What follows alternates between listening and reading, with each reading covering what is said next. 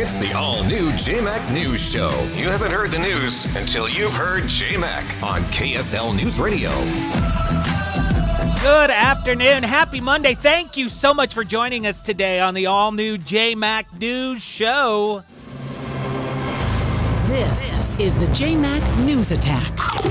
And that is exactly how we start out every day, Monday through Friday at this time. The News Attack, 5 points or takeaways in 5 minutes. Today, we have to continue to talk about the fallout from the Orlando shootings. And is there something that can be learned that I don't know that we can all agree on? Is that possible? Takeaway number 5. My number 5 takeaway regarding the Orlando shooters. Authorities released some of the transcripts today from the 911 calls made by the shooter, but they purposefully left out specific information. Part of the redacting is meant to not give credence to individuals who have done terrorist acts in the past. We're not going to propagate their rhetoric, their violent rhetoric. Paul Ryan and other GOP leaders are outraged. The Speaker of the House said selectively editing this transcript is preposterous.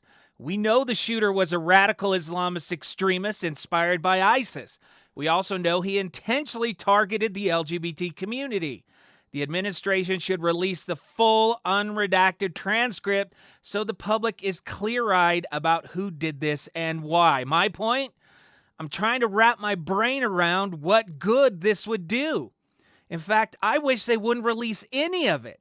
I hate the idea that someone knows that their words will get released to the world after committing such a heinous act. Number 4. My number 4 point regarding the fallout from the Orlando shootings last week, Donald Trump said that if someone in that club had just had a firearm, it could have been a different story. If some of those wonderful people had guns strapped right here, right to their waist or right to their ankle, and this son of a comes out and starts shooting, and one of the people in that room happened to have it and goes boom, boom, you know what? That would have been a beautiful, beautiful sight.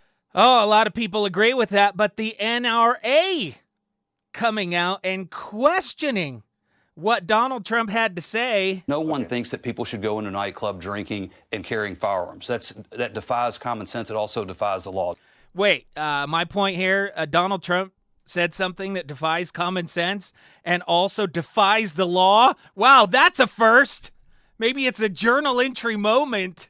At least we can all have comfort in the fact that the presumptive nominee isn't saying things like this all the time, right? Takeaway number 3. Number 3 takeaway regarding the fallout from the Orlando attacks. Donald Trump insists he wasn't talking about club goers.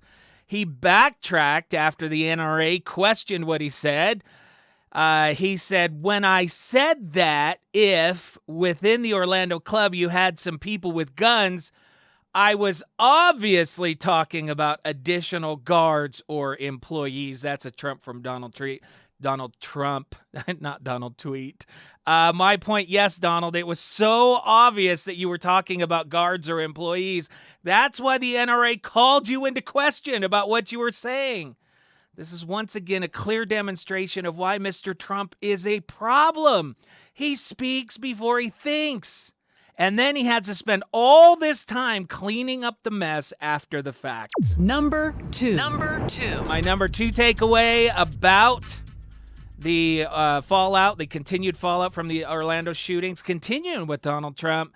He suggested we need to do something that he says is common sense, racial profiling. Well, I think profiling is something that we're going to have to start thinking about as a country, and other countries do it. And you look at Israel and you look at others, and they do it, and they do it successfully. And, I hate the concept of profiling, but we have to start using common sense, and we have to use our heads. My point, I do not support profiling an entire religion because of the actions of the very few, telling the Muslim population that in the U.S. they are being watched and that they are not trusted will have the opposite of the desired effect. Muslims in the U.S. have turned in more leads regarding terrorism than any other group.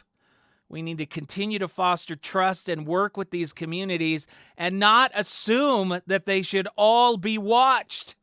They have a vested interest in ensuring that all Muslims are not seen as terrorists. And JayMac News Attack. Takeaway number one. This is an important point. The Supreme Court declined today to take up a constitutional challenge to a Connecticut gun law passed in the aftermath of the Sandy Hook Elementary School shooting. The law banned certain types of semi-automatic assault weapons and large-capacity magazines. Although the decision comes days after the Orlando shooting, it does not appear that that caused the justices to move in any direction.